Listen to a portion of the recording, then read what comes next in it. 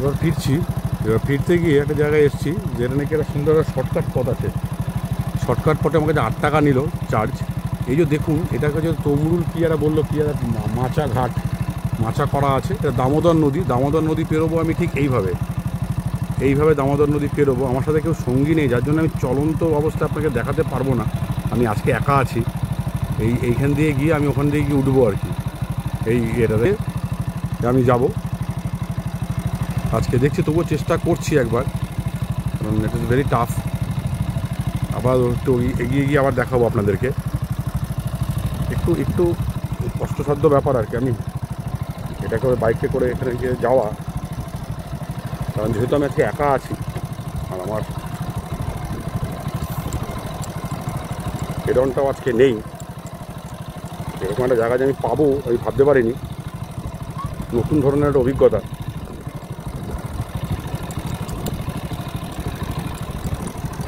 পশ্চিমবঙ্গের গ্রাম, এতে আমার 4 কিলোমিটার না 5 কিলোমিটার পথ আমার সুবিধে হলো, মানে কম লাগছে আর কি। প্রায় 5 কিলোমিটারের মতো, 5-7 কিলোমিটারের মতো পথ আমি আমাকে পেরোতে হবে না, মানে কম পেরোতে হবে। সুন্দর লাগছে, বিউটিফুল লাগছে।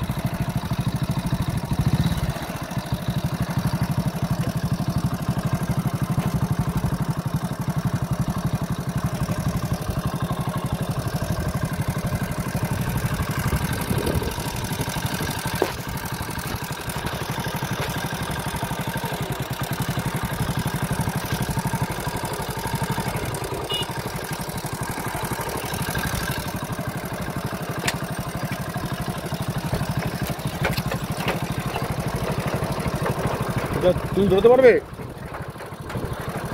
তুমি বেরিয়ে যাও, আমি একটু ভিডিও করছি।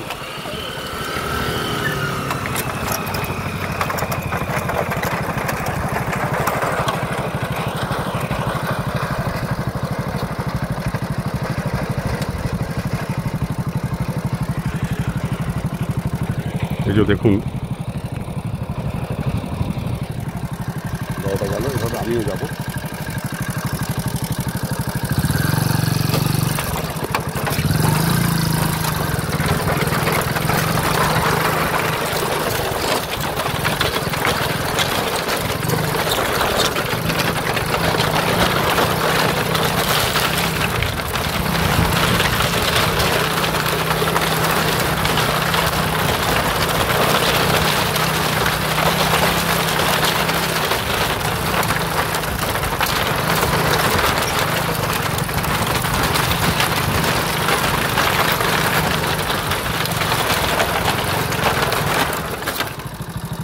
আমি এই পথ দিয়ে আবার আরামবাগে গিয়ে উঠবো। ধন্যবাদ। দেখুন আমি কোথা দিয়ে এলাম, উল্টো পথটা দেখাই।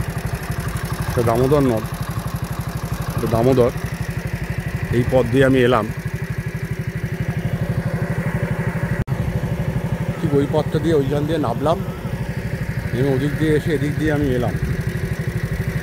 এদিক দিয়ে এসে আমি এই পার হয়ে আমি এই পথ দিয়ে গিয়ে এবার আরামবাগের পথ ধরবো আবার। ওই রাস্তা যে ছিলাম সেটা হচ্ছে মেমারির রাস্তা ছিল, ওটা কিন্তু সোজা মেমারি চলে যাচ্ছে, মেমারি হয়ে বর্ধমান। আমি আবার আরামবাগের রাস্তা ধরে আবার আরামবাগ থেকে ব্যাক করবো কলকাতার দিকে। এইটা দিয়ে এলাম, এটা ক্রস করলাম আজকে। এখন আমি যাচ্ছি ওদিক থেকে এসে পঞ্চাননতলা বলে জায়গা আছে, আপনাদের যে আগে যে দেখালাম ওই মাচার ওপর দিয়ে রাস্তা দিয়ে এসে পঞ্চাননতলা দিয়ে এসে এখানে দেখুন আলুর চাষ হয়েছে, আলু তুলেছে সবে। সকালবেলা আসলে আমি পেতাম এই এটা, এখন দুপুর হয়ে গেছে বলে এরা এখন বিশ্রাম করছে। তাই আলু তুলেছে, আলু ক্ষেত এগুলো। হুগলি ডিস্ট্রিক্ট, এটা হচ্ছে হুগলি জেলা। তা পুরোটাই একটা একেবারে গ্রাম্য জায়গা, মানে চাষাবাদের জায়গা। এই যে এখানে সব থেকে সব আলু তোলে, তা তুলেছে। এবার আমি এই পথ দিয়ে গিয়ে আরামবাগের রাস্তা ধরবো। পুরো গ্রামের মধ্যে দিয়েই আসছি, এই আরামবাগের রাস্তা ধরবো আমি। এখান দিয়ে গিয়ে এই পথটা দিয়ে গিয়ে এইটা দিয়ে এলাম, এই পথটা দিয়ে এলাম, এসে এবার এই পথ দিয়ে আমি আরামবাগ উঠবো। একটি বাইক আসছে ওদিক থেকে, মাঝে মাঝে গাড়ি আসছে, কিন্তু বাইকই চলে, আর কিছু চলে না। এই আমার বাইক দাঁড়িয়ে আছে, দেখতে পাচ্ছেন। আবার একটি মাচার পথ এসে গেছে।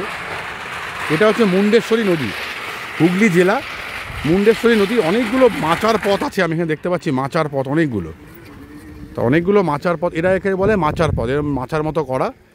এই মাচার পথ ধরে আমি আরেকটি মাচার পথ ওখানে এলাম, ওটা দামোদর, এটা মুন্ডেশ্বরী। তা এই পাশটা হচ্ছে পঞ্চাননতলা, ওপারটায় গেলে পরে কিছু দূর গেলে পরে আরামবাগের রাস্তাটা ধরা যায়। আচ্ছা দাদা, ওই পারটা কি, ওই জায়গাটা ওই পারটা কি নাম, ওই পাশটা? হ্যাঁ, মুলায়পুর।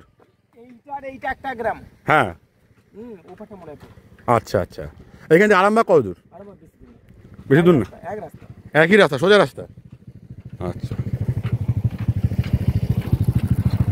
আমি ভেতর দিয়ে আসছি আর কি, তারকেশ্বর থেকে আসার কথা মানে নেই আমার। লোককে জিজ্ঞেস করলাম যে কীভাবে যাওয়া যায় একটু নতুনভাবে, নতুন রাস্তা, তার জন্যই আমি এটা ঘুরছি এই পথটা ধরে, এই পথগুলো ধরে। তা ভালোই লাগছে, মাচার পথ পরিক্রমা করতে। আমার সারথি আমি তুলতে পারবো না যখন আমি ক্রস করব, আমার কাছে নেই। আমার হেড মাথায় যেটা থাকে হেলমেটে সেটা ছিল, সেটা আমার নেই, সেটা আমার খুলে গেছে আর কি, তার জন্য আমি দেখাতে পারছি না, নাহলে আপনাদেরকে দেখাতে পারতাম।